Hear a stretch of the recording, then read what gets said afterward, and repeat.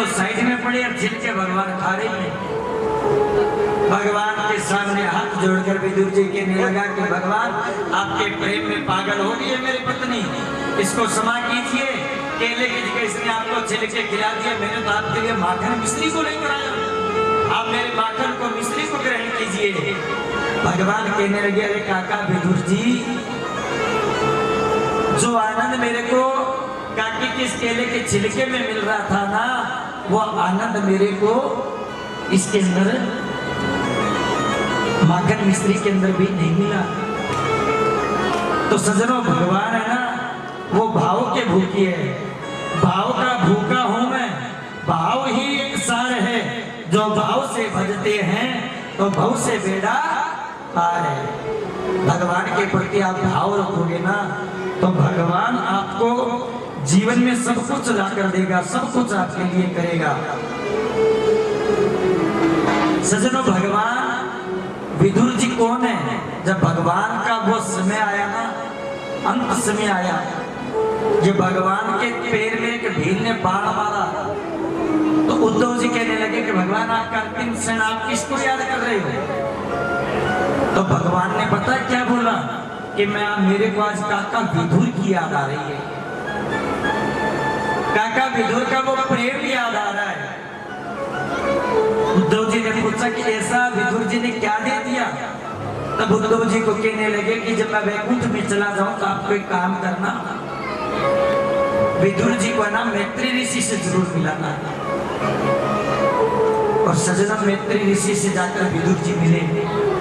पहले उद्धव जी और भगवान, उद्धव जी और विदुर जी मिले ना, तो उद्धव जी ने भगवान की सारी बातें बताई।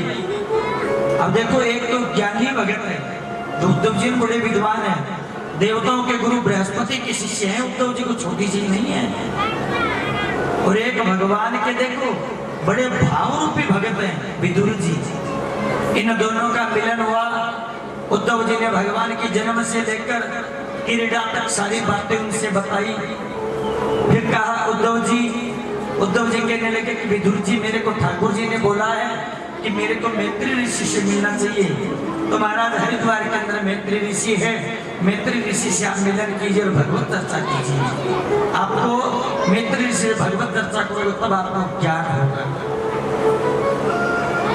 अब सज्जनों, मैत्री ऋषि उद्धव जी को, मैत्री ऋषि विदुर जी को क्या बताते हैं? अभी बताते हैं सृष्टि निर्माण के बाद भगवान ने क्या किया। क्या बताते हैं कि ब्रह्मा जी के एक पुत्र था। संसार में सबसे पहले कौन हुआ? मनु और शत्रुपा। कौन हुए? मनु और शत्रुपा। मनु और शत्रुपा के 3 पुत्री और 2 पुत्र थे, आकुति, देवहूति और प्रसूति। और ब्रह्मा जी के एक मानस पुत्र थे कर्दम ऋषि। नाम सुना है क्या कर्दम ऋषि का कभी? पत्नी और पति का संबंध क्या होता है ये हमें बताती है देवहूति की कथा। फिर पति का जीवन में महत्व क्या है? सजनों, एक महात्मा थे कर्दम जी, कर्दम ऋषि के नाम से। कर्दम ऋषि ने हजारों वर्ष तपस्या की। कहते हैं ना, संसार में 3 अपने को शिक्षा लेनी चाहिए। गृहस्थाश्रम में भी जाना चाहिए और उसके बाद वानप्रस्थाश्रम को जाना चाहिए, संन्यासाश्रम को जाना चाहिए। जब तक आप गृहस्थाश्रम की शिक्षा नहीं लोगे, जब तक आप गृहस्थाश्रम में नहीं प्रवेश करोगे, तब तक आप वानप्रस्थ को नहीं जा पाओगे। ये कर्दम ऋषि के साथ हुआ। कर्दम ऋषि ने हजारों साल तपस्या की, फिर मन में विचार आ गया कि मैं तो विवाह करूंगा। अब हजारों साल का बुढ़ा बाबा मन में विचार आ गया, भगवान में तो शादी करूंगा, और शादी के लिए दोबारा तपस्या में बैठ गए। भगवान, मैं तपस्या कर रहा हूँ, आप मेरे को दर्शन दो और मेरी शादी कराओ। ब्याह का तरापा करावा नहीं, कभी मांगलिक शान से करावा, कभी बेटे की शादी नहीं और कभी कुछ करा, कभी कुछ करा। अब करदम ऋषि बूढ़ा बाबा बनने के अंदर बैठा तपस्या करे तो भगवान प्रार्थना करे भगवान कि आप मेरा विवाह कराओ। और भगवान विष्णु की तपस्या करते करते 10,000 साल बीत गए। कितने साल? 10,000 वर्ष। किसके लिए? एक शादी के लिए कि भगवान दर्शन दे और मैं उसको ये बोलूं कि भगवान मेरा विवाह कराओ। 10,000 वर्ष के बाद कर्दम ऋषि को भगवान नारायण चतुर्भुज रूप में दर्शन देते हैं। बोलिए नारायण भगवान की जय हो। भगवान उनको चतुर्भुज रूप में दर्शन देते हैं। और सजनों चतुर्भुज रूप में दर्शन देने के बाद कर्दम ऋषि बिल्कुल मौन हो गए कि भगवान को बोलूं तो मैं क्या बोलूं? क्या भगवान मिल जाए तो मैं ये बोलूं कि भगवान मेरा विवाह कराओ? भगवान कहने लगे कि हे कर्दम तुमने तपस्या की, मैं तुम्हारी तपस्या से प्रसन्न हूं, बोलो क्या मांगते हो? कर्दम कहने लगा कि भगवान मन में तो बड़े विचार थे लेकिन आपके दर्शन के बाद कोई भी मेरी इच्छा है वो शेष नहीं बची, मैं कुछ नहीं चाहता। भगवान कहने लगे कि कर्दम मैंने तो सुना था कि कर्दम विवाह करना चाहता, तुम नहीं करना चाहते तो चलो ठीक है, मैं राजा मनु की पुत्री है देवहूति, उसके पास गया था रिश्ता लेकर, वो तो मान गए लेकिन तुम नहीं मान रहा, मैं उनको मना कर देता हूँ। अब कर्दम ऋषि बोले महाराज आप बोल आए तो चलो ठीक है मान लेते हैं, विवाह कर लेते हैं। सजनों स्वयं मनु खुद अपनी पुत्री को लेकर आया कर्दम ऋषि के आश्रम में और भगवान नारायण के सामने उनका पानी ग्रहण संस्कार हुआ, गंधर्व विवाह हुआ। कर्दम ऋषि को स्वयं मनु ने अपनी पुत्री दान में दे दी, पुत्री का विवाह कर्दम ऋषि के साथ कर दिया। लेकिन भगवान से कर्दम ऋषि एक वचन मांगते हैं कि भगवान मैं आपके कहने से विवाह तो कर लूंगा लेकिन मेरा एक वचन है, एक शर्त है, वो आपको माननी पड़ेगी। भगवान बोले क्या है? कहने लगे कि भगवान जब मैं विवाह करूं तो मेरे घर में पुत्र बनकर आपको आना पड़ेगा। क्या करना पड़ेगा? पुत्र बनकर आपको मेरे घर में आना पड़ेगा। जैसे मेरे घर में पुत्र का जन्म हो जाएगा मैं वापिस वानप्रस्थ को चला जाऊंगा भगवान की भक्ति करने के लिए। यही बात राजा मनु को बोली कि हे मनु महाराज आप अपने का पुत्री का विवाह तो मेरे साथ कर रहे हो लेकिन मेरे जैसी संतान होगी, पुत्र प्राप्ति होगी तो पुत्र को और पत्नी को छोड़कर मैं मन में जाकर भक्ति करूंगा। स्वयं मनु ने मान गए। भगवान नारायण उनके साक्षी बने। सजनों अब देखो कर्दम ऋषि की कुटिया, स्वयं मनु अपने पुत्री को छोड़कर चले गए। भगवान नारायण अंतर ध्यान हो गए। कर्दम ऋषि अपनी पत्नी देवहूति को लेकर कहा गए अपने आश्रम के अंदर। आश्रम कैसे? बिल्कुल टूटी फूटी एक झोपड़ी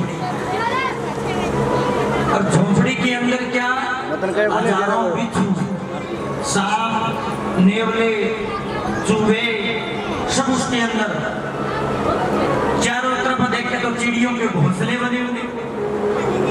छोटी सी झांकी देखी, पीछे देखा तो सरोवर के अंदर हिरण, शेर, बकरी सब जंगल के जितने पशु थे एक साथ जल पी रहे थे। देवहूति कहने लगे महाराज ये आपका आश्रम है, चिड़ियाघर है, ये आपका आश्रम है तो यहाँ ये रहते तो आप कहाँ रहते हो? कर्दम ऋषि कहने लगे कि देवी को देखो छोटा सा 2x2 का कोना है ना, मैं वहां पर बैठकर भगवान की भक्ति करता हूँ, भक्ति करते करते सो जाता हूँ। तो देवहूति ने सोचा कितना वैरागी, कितना त्यागी संत मेरे को पति रूप में मिला है।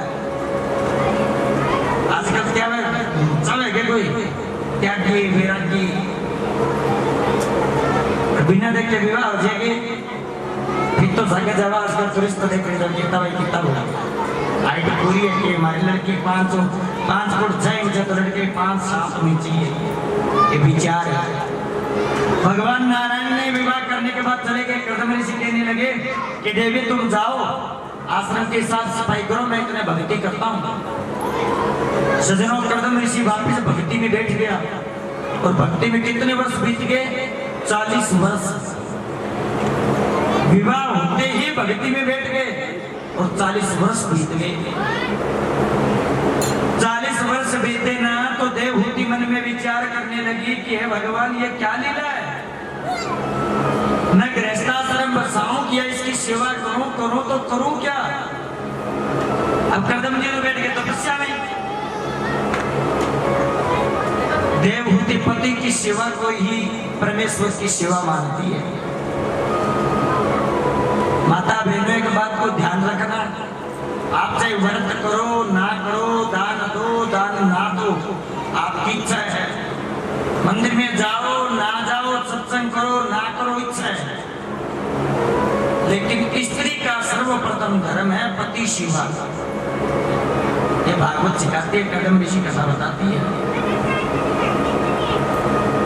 पति ने आपको स्वीकार किया तो आपके पिता ने दान किया था, और दान के ऊपर अपना कोई अधिकार नहीं होता, पति का अधिकार होता है।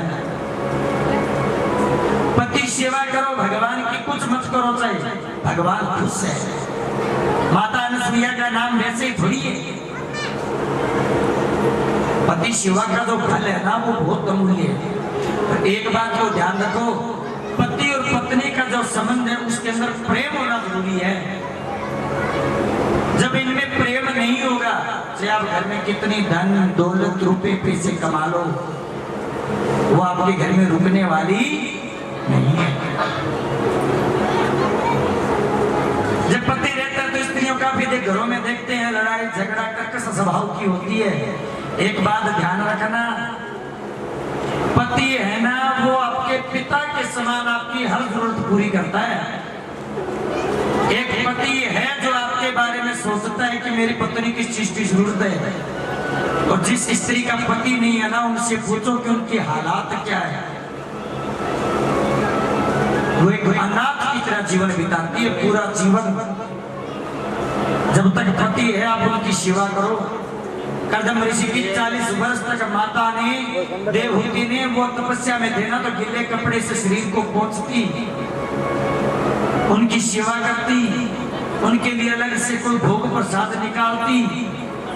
और सजनों 40 वर्ष तक देवहूति माता ने अन्न को ग्रहण नहीं किया। 40 वर्ष तक फल फूल को खाकर ही अपना जीवन चलाती रही, जल पीकर अपना जीवन को बिताती रही। और 40 वर्ष के बाद जब कर्दम ऋषि ने अपनी आंखें खोली तो पास में बैठी एक बूढ़ी स्त्री को देखा। अब 40 साल में तो बुढ़ी अब भी हो जाएगा बेटी बेटी। अब 40 साल में मेरे कर्दम ऋषि पूछा जाके कि देवी आप कौन हो। हम तो 40 साल सेवा के बाद में पत्नी ने पूछा कि कौन हो क्या बने। आजकल पत्नी तो 40 मिनट के बाद वो हॉस्पिटल आदि भी कौन है। 40 मिनट लगे, 40 मिनट में मोटा मोटा काम हो जाए। लेकिन 40 वर्ष के बाद कर्दम ऋषि को देवहूति कहने लगी, हे स्वामी आप मेरे को भूल गए हो।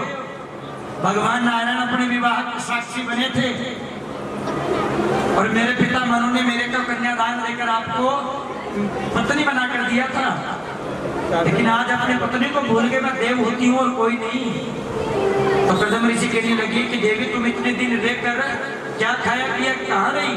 कहने लगी कि महाराज मैंने तो आपकी सेवा की, आपके चरणों में पड़ी रही, फल फूल जो भी मिला जल मिला मैंने ग्रहण किया, और 40 साल बीत गया आपकी सेवा करते करते। कर्दम ऋषि के मन में बड़ी दया आई कि बड़ी मेरी सेवा की है। कर्दम ऋषि ने कहा कि देवी तुम आंखें बंद करो और मेरे को मेरा मन अपने मन में मेरा ध्यान करो। जैसे ही कर्दम ऋषि का मन में ध्यान करती है सजनों, उसके सामने एक सरोवर था। सरोवर के अंदर 9 मंजिल महल खड़ा कर दिया कर्दम ऋषि ने। बोलिए नारायण भगवान की जय हो। 9 मंजिल महल खड़ा कर दिया, और खड़ा कर अपनी पत्नी का हाथ पकड़कर पास वाले सरोवर में जैसे डुबकी लगाई।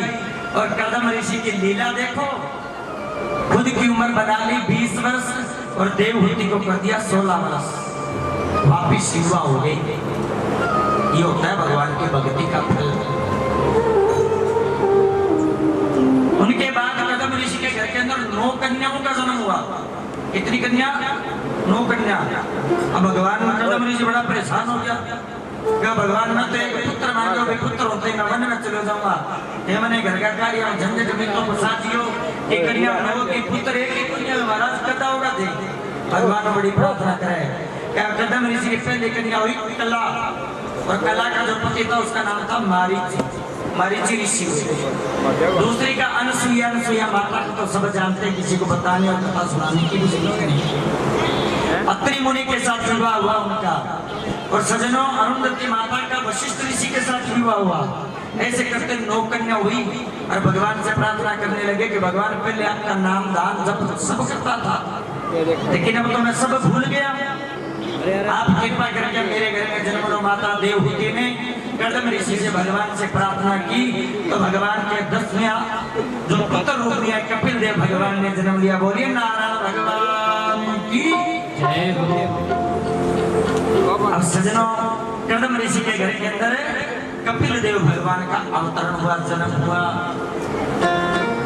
और कपिल देव जी के जन्म होते ही कदम ऋषि ने अपनी पत्नी और पुत्र का त्याग कर दिया, अपने पुत्र कपिल के चरणों को स्पर्श किया, और मन में ये छोटी सी छवि बाल मनोहर की छवि लेकर कदम ऋषि भगवान की तपस्या के लिए, भक्ति के लिए वन में वापस चले गए।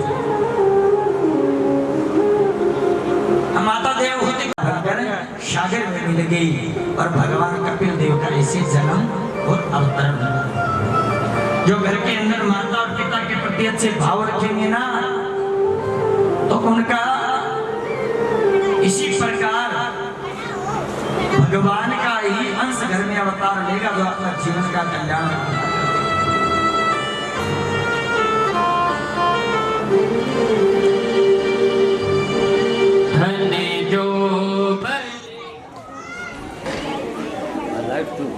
क्या करेगा, कितना बढ़िया भजन है। कोई मत करो रे मरोड़, धन जो बनियो रे काया नगर की, कोई मत करो रे मरोड़, कोई मत करो रे मरोड़। क्यों चाले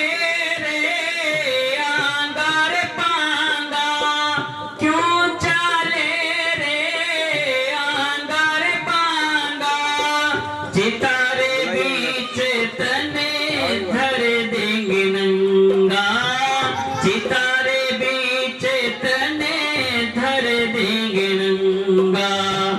एक अग्नि का लेके पतंगा भाई रे, कई अग्नि का लेके पतंगा तेरे फिर जंग चारों। धनी जो बनियो रे काया नगर की, कोई मत करो रे मरो।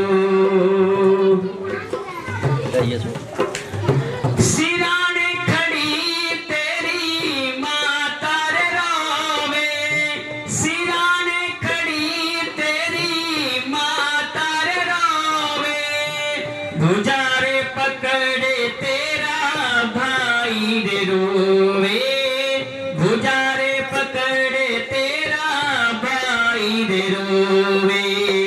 पाव पकड़े तेरी ब्याही रे रोवे भाई रे, पाव पकड़े तेरी ब्याही रे रोवे, जिसने लाया बांधे के मोर, लाया बांधे के मोर।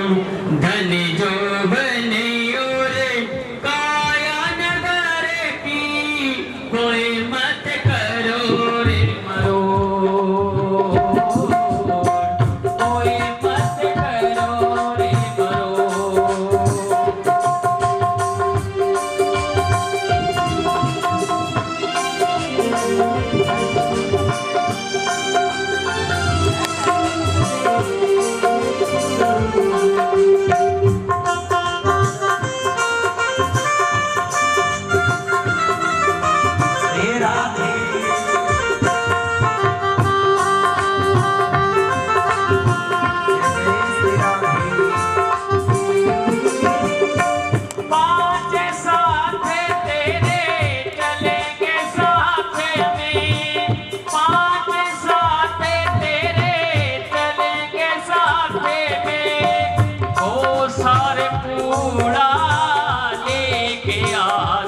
में ओ सारे फूला लेके आते में एक पिंजरे का पास हाथ में भाई रे एक पिंजरे का पास हाथ में तेरे सिरे ने देवे फूल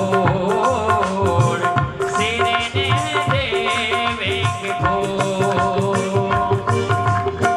धन्य जो बनियो रे काया नगर की कोई मत करो रे मरोड़ कोई मत करो रे मरोड़ जय श्री राम जी।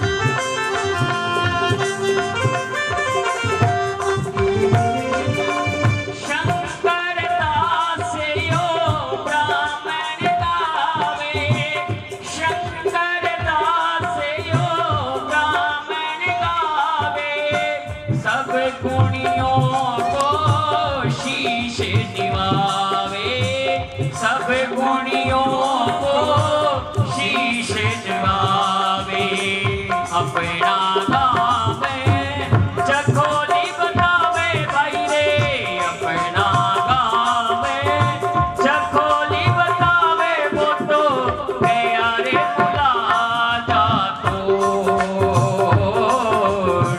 गया रे बुला जा तो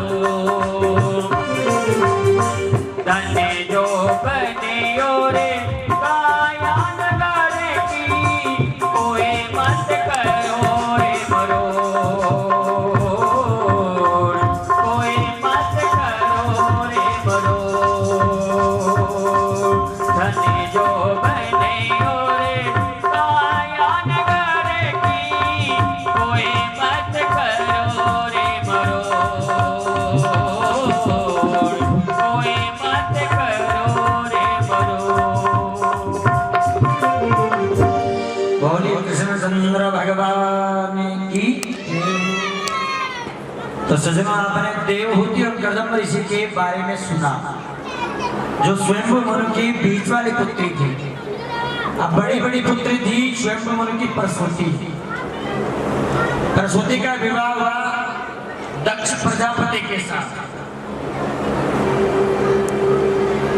दक्ष प्रजापति के साथ विवाह हुआ लेकिन जिस समय दक्ष को प्रजापति घोषित किया गया प्रजापति का जो पद है दक्ष प्रजापति का पद वो इंद्र से भी बड़ा था। अब उस सभा के अंदर सज्जनों सभी देवी देवता इकट्ठे हुए। भगवान ब्रह्मा विष्णु महेश तीनों देव लेकिन तीनों देवों के सबने दक्ष प्रजापति के आदर सत्कार के लिए खड़े हुए। ब्रह्मा विष्णु महेश खड़े नहीं हुए। इन भगवान नारायण को प्रणाम किया ब्रह्मा को प्रणाम किया लेकिन शंकर भगवान को प्रणाम नहीं किया। क्यों नहीं किया कि दक्ष प्रजापति के 27 पुत्रियां थी। कितनी 27 और एक पुत्र था जिसको नक्षत्र बोलते हैं। दक्ष प्रजापति की पुत्रियां हैं। क्या 52 कन्या थी जिसको 27 चंद्रमा के साथ विवाह गई जिसको नक्षत्र बोलते हैं। लेकिन इनमें जो एक व्यक्ति थी ना सती उनका विवाह शंकर भगवान के साथ हुआ। दक्ष प्रजापति की पुत्री का विवाह भगवान शिव के साथ हुआ। अब उस सभा के अंदर सबने दक्ष प्रजापति का मान किया। सबने उनके आदर सत्कार के लिए खड़े हुए हाथ जोड़कर उनसे प्रार्थना की लेकिन शंकर भगवान खड़े नहीं हुए तो दक्ष प्रजापति को क्रोध आ गया। मेरी पुत्री का विवाह इसके साथ हुआ है इसको अपने ससुर का मान सम्मान के लिए खड़ा होना चाहिए। देवता सब खड़े हुए लेकिन शंकर जी खड़े नहीं हुए तो उनके प्रति उनके जो भावना है उनको हाथ पहुंची। दक्ष प्रजापति भगवान शिव से खुश नहीं थे। तो सजनों, एक समय एक दिन ऐसा आया, दक्ष प्रजापति ने एक बहुत बड़ा यज्ञ रखा। उस यज्ञ के अंदर सबको निमंत्रण मिला, लेकिन सती को और शंकर भगवान को नहीं मिला। यज्ञ कोई भी करते हो, यज्ञ के अंदर भगवान शिव का स्थान होता ही होता है। भगवान शिव के स्थान के बिना यज्ञ कभी पूर्ण नहीं होता। शिव को निमंत्रण मिला, लेकिन सती को, दक्ष प्रजापति ने शंकर भगवान को, सती को निमंत्रण नहीं दिया। अब क्या हुआ, शंकर भगवान और माता सती बैठे थे दोनों पर्वत के ऊपर, और ऊपर से गरुड़ जी लेकर भगवान जा रहे हैं, हंस के ऊपर सवार होकर ब्रह्मा जी जा रहे हैं, ऐरावत हाथी पर सवार होकर इंद्र जा रहे हैं, सब जा रहे हैं देवी देवता ऊपर से। लक्ष्मी नारायण भी गुरु भगवान को लेकर जा रहे हैं। नारद जी भी जाने लगे वीणा बजाते बजाते। तो नारद जी ने सती माता को देखा कि माता आप सब गई, आप नहीं गई। तो सती माता कहने लगी भी कहाँ जा रहा था और जा कह रहे हैं सभी देवी देवता। तब नारद जी कहने लगे कि ये सती माता आपको नहीं बुलाया, आपके पिता बहुत बड़ा यज्ञ कर रही हैं, आपकी तो सारी बहनों को निमंत्रण मिला है, सब आई हैं और आप नहीं आई। और पिता के घर में जाना है, कहीं और थोड़ी जाना, पिता भूल गए तो आप खुद चली जाओ। जैसे ये सजनों ये बात नारद जी ने कही, पिता के घर में पुत्री कभी भी जा सकती है, उसके लिए कोई पाबंदी नहीं है। शंकर भगवान कहने लगे वो पुत्री तब थी जब तुम उनके घर में थी। अब वो जिद करने लगे कि मैं तो मेरे पिता के घर पे जाऊंगी, बहुत बड़ा यज्ञ। पिताजी ने नहीं बुलाया था क्या मैं तो जा सकती हूँ, मैं तो उनकी बेटी हूँ। पिता नहीं बुलाए तो फिर दिक्कत क्या है। शंकर भगवान ने खूब रोका, खूब समझाया कि सती बिना निमंत्रण आए कहीं नहीं जाना चाहिए। कहीं जाओगे तो आपका मान नहीं होगा, आपकी इज्जत नहीं होगी, आप अपमानित ही होगी, तिरस्कार होगा, निरादर होगा, अपमान होगा, ये शोभा नहीं देता। कोई ऐसा स्थान रिक्त नहीं है जो भगवान शिव के लिए रखा हो। यहाँ शिव आए वो बैठे। तो सती ने बोल दिया अपने पिताजी को कि पिताश्री मेरे पति ने आपका क्या बिगाड़ा है, आपने उनका स्थान क्यों नहीं रखा। यज्ञ के अंदर ब्रह्मा जी आए हैं, विष्णु जी आए हैं, इंद्र आए हैं, देवता आए हैं, पंचलोकपाल आए हैं, 10 दिक्पाल देवता आए हैं, नक्षत्र आए हैं, अश्विनी कुमार आए हैं। तो मेरे पिता का भी स्थान, मेरे पति का भी स्थान होना चाहिए, पिताजी आपने क्यों नहीं रखा। तो दक्ष प्रजापति को सती ने खूब कहा। दक्ष कहने लगा कि पुत्री तुम जानते नहीं मैंने तेरे को निमंत्रण नहीं दिया, फिर भी तू मेरे घर पे आगे चल गई। अरे मैं उस शमशानवासी को मेरे घर पे क्यों बुलाऊं? उसको तो उठने बैठने का पता नहीं है, मान सम्मान इज्जत करने का पता नहीं है। देवताओं की सभा में सबने मेरा मान किया, सम्मान किया, लेकिन वो शिव, उसने देखकर मेरे को एक बार भी नहीं बोला, मैं उसके ससुर लगता था। कैसे शमशानवासी को मैं बुलाऊंगा जिसके साथ भूत प्रेत के साथ रहते हैं? क्या वो मेरे साथ आके मेरी सभा में मेरे को शोभा देगा? भगवान शंकर का खूब अपमान किया, सज्जनों खूब अपमान। अब सती से वो अपमान सहन नहीं हुआ। सती से अपमान सहन नहीं हुआ। सती कहने लगी आप कुछ भी बोल दो लेकिन मेरे पति को गलत मत बोलना। बहनों आप इस बात पर ध्यान रखना, आपके पति की इज्जत आपके पीहर में नहीं होती है तो वहां जाना बंद कर सकती हो, क्योंकि जहां आपके पति की इज्जत नहीं है वहां आपकी कभी भी इज्जत नहीं होगी। एक स्वार्थ की दुनिया जो आपको बुलाती है, इस बात को ध्यान रखो। सती माता को क्रोध आया और भगवान शिव का नाम लेकर अपने अंदर से ऐसी ज्वाला प्रकट की, ऐसी ज्वाला प्रकट की, ज्वाला के अंदर जलकर सती ने अपने आप को अग्नि के अंदर जला दिया। और सजनों जैसा ही पता भगवान शिव को चला,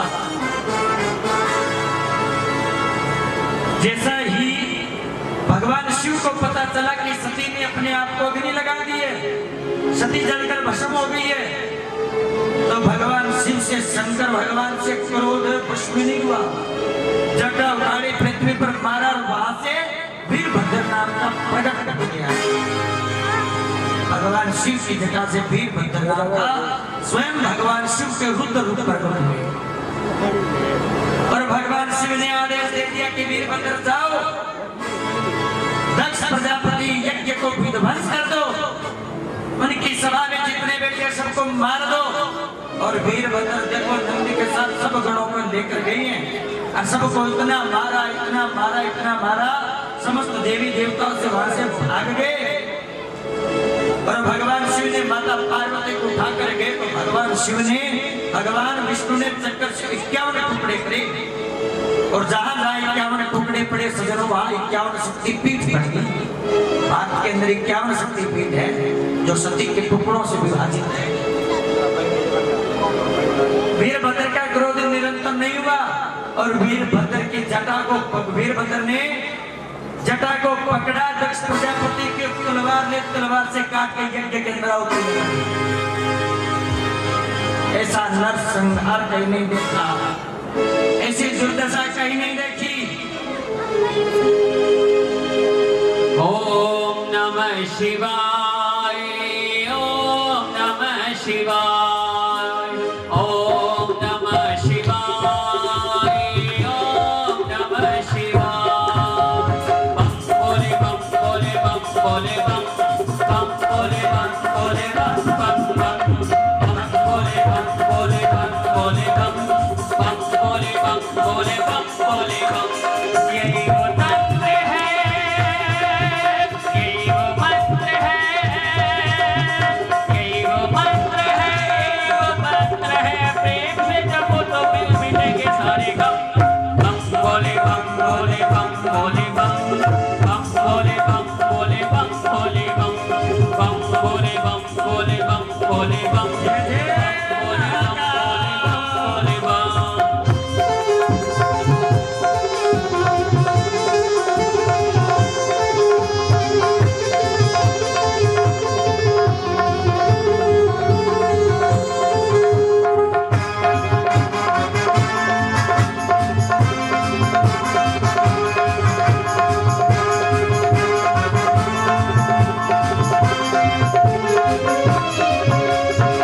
दक्ष प्रजापति जब हुंकारा, त्रिशूल से शीश उतारा, माफी मांगी होश में आयो, बकरे का तब शीश जगायो, बकरे का तब शीश सुरगायो। आशुतोष वाला बाबा भोले बरसन, बकरे ने मुख से जो बोली बम बम, बम बोले बम बोले बम बोले बम, बम बोले बोल बोले बम बोले बम, बम बोले बम बोले बम बोले बम, बम बोले बम बोले बम बोले बम।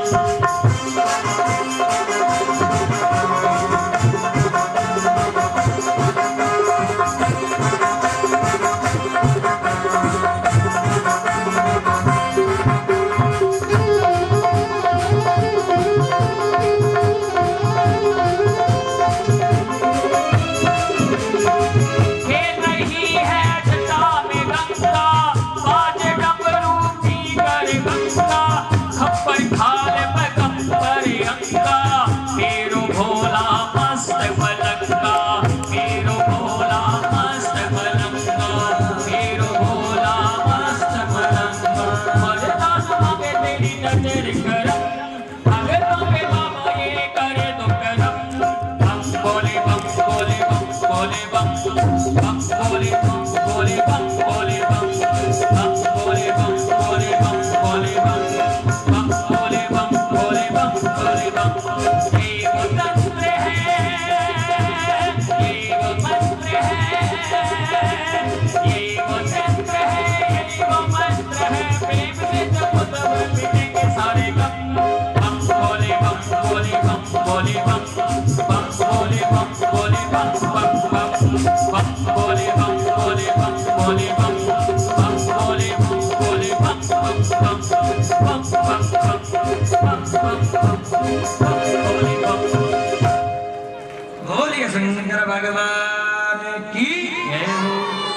सजनों, दक्ष प्रजापति की सभा के अंदर इतना नरसंहार हुआ, दक्ष प्रजापति के गर्दन को उतार कर यज्ञ के अंदर लगा दिया। अब भगवान शिव का क्रोधी रूप देखा, समस्त देवताओं का भयभीत हो गए। परिवार वाले हाथ जोड़कर दक्ष प्रजापति के लिए माफी मांगने लगे। भगवान शिव से प्रार्थना की कि भगवान अपने क्रोध को शांत करो, और देखो कितना बड़ा संहार हुआ है। भगवान दया करो, दक्ष प्रजापति पर आपकी कृपा करो। तो भगवान दक्ष तुम पर क्या कृपा करते हैं सजनों, कि जो गर्दन चली गई वो तो आती नहीं, दक्ष प्रजापति के बकरे का सिर लगाया, और बकरे के सिर से दक्ष प्रजापति ने बम बोले, बम बम बम। जैसे बम बम बोला, भगवान से बड़े प्रसन्न होते हैं। अरे भगवान की एक स्तुति है जिसके अंदर बम बम बम बोलकर कोई चीज चढ़ाए ना, तो आपकी सारी मनोकामना पूर्ण होती है। भगवान शिव खुश होते हैं इस चीज से।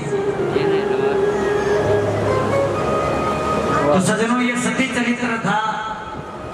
कथा का समय थोड़ा रहता है, कथा बहुत है। कहते हैं हरि अनंत, हरि कथा अनंत। कथा कभी पूर्ण नहीं होती, जो 6 महीने चलती हो। अभी तो स्वयं मुनि के 3 पुत्रियां 2 पुत्र थे, जिसके आपने कर्दम ऋषि की कथा सुनी, देवहूति और कर्दम ऋषि। आपने अभी प्रसूति की कथा सुनी, प्रसूति दक्ष के साथ विवाह किया गया। उसके बाद आकुर्ति का रुचि प्रजापति के साथ विवाह हुआ, जिससे यज्ञ देवता का प्रादुर्भाव हुआ। उसके बाद 2 पुत्र, क्या नाम था? एक का नाम था उत्तानपाद, एक का नाम था प्रियव्रत। उत्तानपाद के पत्नी का नाम था सुनीति। क्या नाम था? सुनीति। उत्तानपाद राजा के पत्नी नाम था सुनीति। और सजनों, उत्तानपाद राजा अपनी पत्नी से बहुत प्रेम करते थे। उनके गर्भ से देखो, ध्रुव जैसे भगवान का भगत ने जन्म दिया। ध्रुव का नाम सुना है क्या किसी ने? किसी ने सुना? सबने सुना। ध्रुव भगवान के बड़े ही प्यारे प्रेम पूर्वक भगत, बड़े प्यारे भक्त थे। जैसे ही उत्तानपाद राजा की पत्नी सुनीति थी, सुनीति के साथ रहते थे महल में आनंद से। और सुनीति भगवान की बड़ी परम भक्त थी, पति शिवा में बड़ी लीन रहती थी। लेकिन सजनों, एक बार क्या हुआ कि दूसरे के राज्य में प्रवेश करके राजा उत्तानपाद, वहां उस राजा की पुत्री भी उनको पसंद आ गई, जिसका नाम था सुरुचि।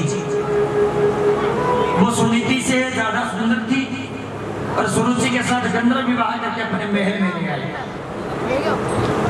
सुरुचि ने आते ही बात रख दी कि महाराज, आप मेरे से प्रेम करते हो, मेरे को रखना चाहते हो, तो मैं सुनीति के साथ नहीं रहूंगी। आप सुनीति को निकालोगे तो मैं आपके साथ रहूंगी, वरना मैं आपके साथ नहीं रहूंगी। ये बात बोल दी किसने? सुरुचि ने। कौन बोल? सज्जनों, सुरुचि के प्रेम में वशीभूत होकर सुनीति को महल से राजा उत्तानपाद ने निकाल दिया। जिस समय सुनीति को निकाला था, उस समय सुनीति गर्भवती थी। सुरुचि को महल में रख लिया, लेकिन दोबारा उत्तानपाद राजा कभी सुनीति से नहीं मिला। और वो वन में जाकर एक ऋषि के आश्रम के पास एक आश्रम बनाकर, छोटी पर्णकुटी बनाकर वहां रहने लगी। एक ऋषि की शरणागति मिली ऋषि पत्नी ने, और ऋषि ने सुनीति का खूब साथ दिया, खूब प्रेम करके अपने पुत्री की तरह रखा। समय बीता, सुनीति के गर्भ से एक पुत्र का जन्म हुआ। संतों ने बड़ी उदारता से उसका नाम रखा ध्रुव। क्या नाम रखा? ध्रुव। बोलिए ध्रुव जी महाराज की जय। हम नाम रखा है ध्रुव। ध्रुव जी जिस समय 4 वर्ष के हुए, तो ध्रुव जी कहने लगे अपने माता से कि माता, सब अपने अपने पिताजी की बात करते हैं, सब अपने अपने पिताजी के साथ खेलते हैं, सब पिताजी के साथ इधर उधर भ्रमण करते हैं। तो माता मेरा पिता कहाँ है? कौन है मेरा पिता जिसको मैंने अभी तक देखा नहीं? अब 4-5 वर्ष की आयु के ध्रुव जी जो अपनी माता से बार बार पूछता है कि माता मेरा पिता कहाँ है, तो माता कहती है कि पुत्र एक दिन तुम्हें तुम्हारे पिता से अवश्य मिलाऊंगी, एक दिन तुम्हारे पिता तुमसे अवश्य मिलेंगे। ये बात बार बार ध्रुव जी की माता कहती, उनको बुला कर छोड़ देती। अब एक दिन अपने मित्रों के साथ बैठे थे ध्रुव जी, छोटे छोटे बालक थे, क्रीड़ा कर रहे थे, खेल रहे थे। सब अपने अपने पिता की बात सुनाते, आज मेरे पिता ने मेरे को ये चीज दी, आज मेरे पिता ने घुमा के लेके आए, आज पिता ने ये खिलाया, आज पिता के कंधे पर बैठकर भ्रमण किया, आज ये आज वो। तो सजनों ध्रुव जी कहने लगे कि देखो भैया मैंने तो मेरे पिता को देखा नहीं, ना मेरे माता ने कभी मेरे पिता से मिलाया, क्या पता मेरा पिता कहाँ है। तो छोटे छोटे बालकों ने पता है क्या कहा उनको कि ध्रुव जी हम कहाँ भाग्यशाली हैं, भाग्यशाली तो आप हो, आपके पिता तो एक बहुत बड़े चक्रवर्ती सम्राट हैं। क्या है? चक्रवर्ती राजा है। हम तो कोई छोटी मोटी वस्तु मांगते हैं तब मिलती है, लेकिन तुम्हारे पिता के पास तो सब कुछ है।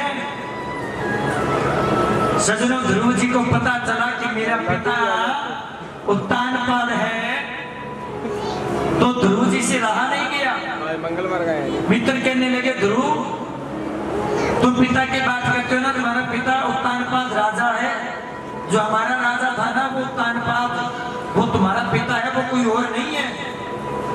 हर पिता से पुत्र को मिलने के लिए किसी की आज्ञा की जरूरत थोड़ी होता है। तुम जाओ जाकर अपने पिता से मिलो। तो सजनों जब राजा उत्तानपाद अपनी पत्नी सुरुचि और अपने सुरुचि के पुत्र का नाम था उत्तम, इन सब के साथ पूरी सभा में बैठे थे। ध्रुव ने जैसे ही राजा उत्तानपाद को ऊपर देखा सिंहासन पर बैठे हुए, तो भाग कर जाकर गोद में बैठ गए। जैसे ही गोद में बैठे तो सुरुचि ने उसको पकड़ के उतार लिया। ध्रुव जी कहने लगे कि पिताजी आप पहचानिए मेरे को, मैं आपका पुत्र हूँ, मेरी माता का नाम सुनीति है, आपका बड़ा नाम लेती है, बड़ी इज्जत करती है, बड़ा आदर करती है, बड़ा सत्कार करती है। आपके अलावा प्राय पुरुष को उसने एक बार देखा भी नहीं है। आपने मेरी माता को महल से निकाल दिया, उसके बाद आपको पता है मेरी माता की क्या दुर्दशा हुई। मैं उसी का पुत्र हूँ, मेरा नाम ध्रुव है। जैसे ध्रुव कहा तो राजा ने अंत में भर लिया अपने पुत्र को, आंखों में आंसू आ गए कि पुत्र ध्रुव। सुरुचि ने फिर उतार दिया, कहने लगे अरे ध्रुव तुम अपने पिता के गोद में बैठना चाहते हो, पिता के आसन पर बैठना चाहते हो, तो आसन ऐसा नहीं मिलेगा।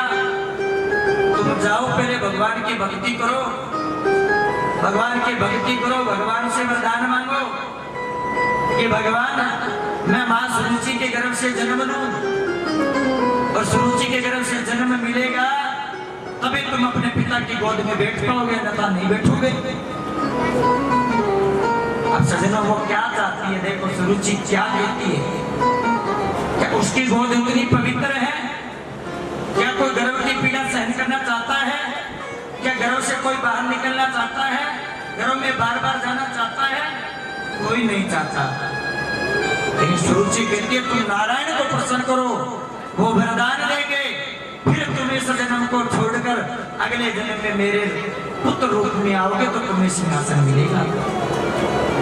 ये बात सजनों इसको कही ध्रुव जी को।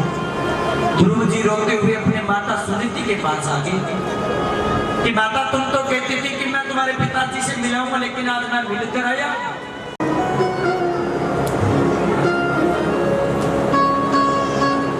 ध्रुव जी कहाँ चले गए? वन में कोई जानकारी नहीं भगवान की भक्ति कैसे करेंगे, कुछ पता नहीं भगवान कहाँ मिलेंगे। माता को प्रणाम किया, वन में चले गए। सजनों 5 वर्ष के जब ध्रुव जी चले ना, तो ब्रह्मांड के अंदर देवता भी हिलने लगे। ये इच्छा करके निकले कि आज मैं नारायण को पाकर रहूंगा।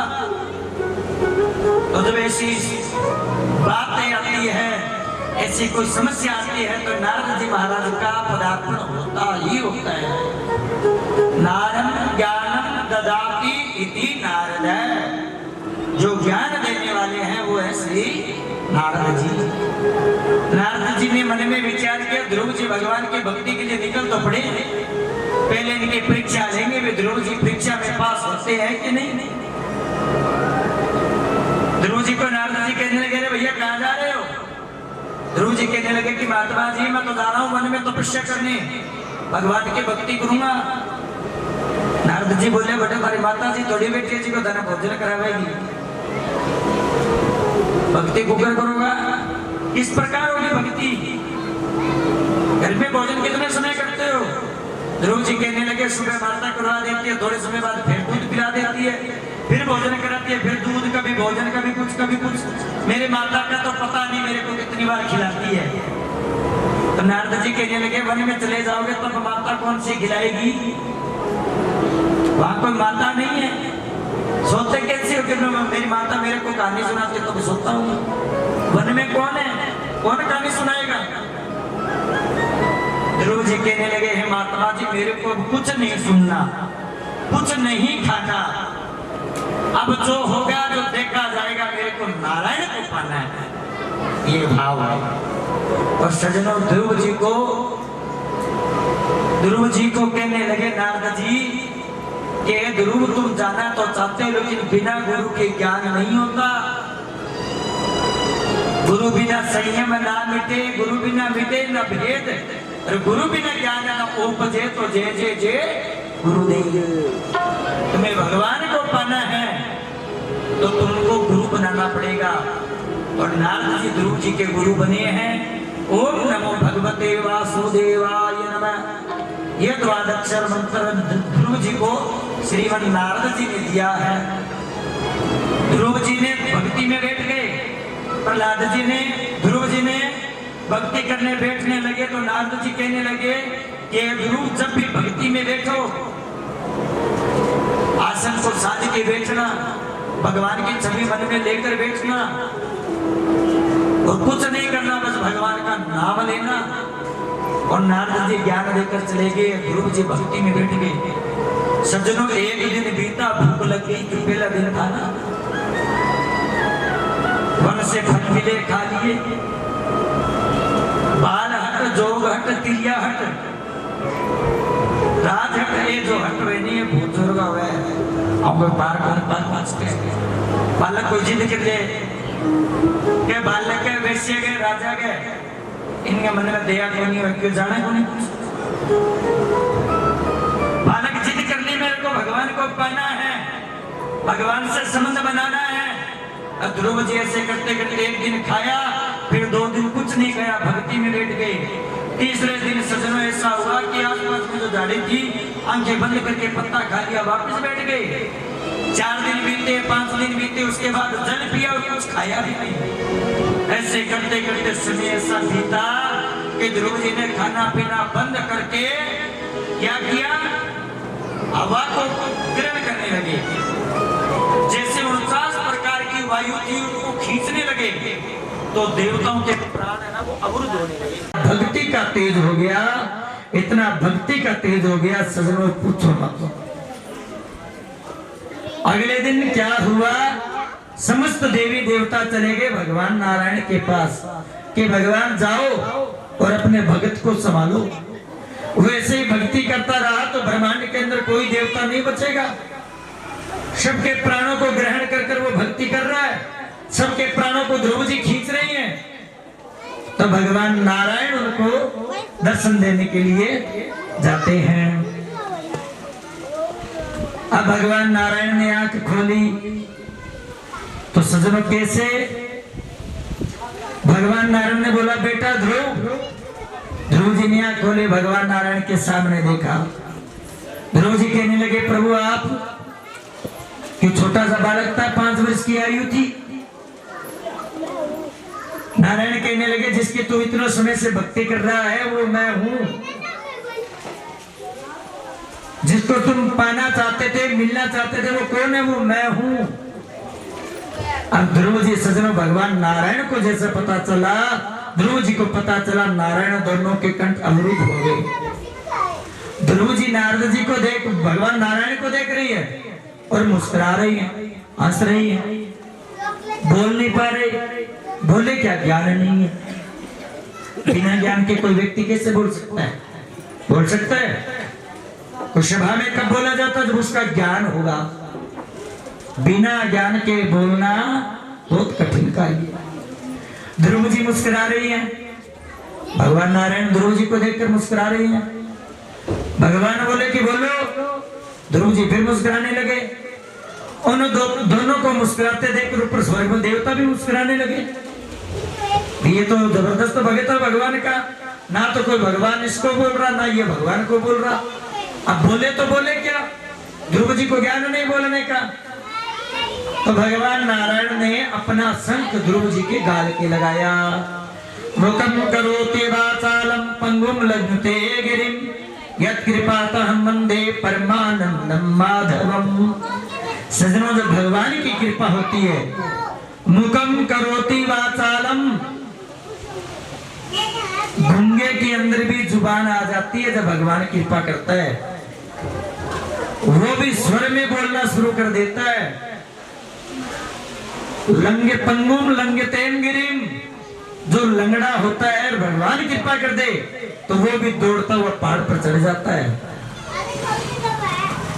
जैसे ही ध्रुव जी को बोला कि ध्रुव जी अब मांगो, तो ध्रुव जी कहने लगे प्रभु हम मांगे तो क्या मांगे? जिसको मांगने के लिए संतों ने हजारों साल बिता दिए, वो भगवान आज मेरे को बचपन में मिल गए, तो क्या मांगो?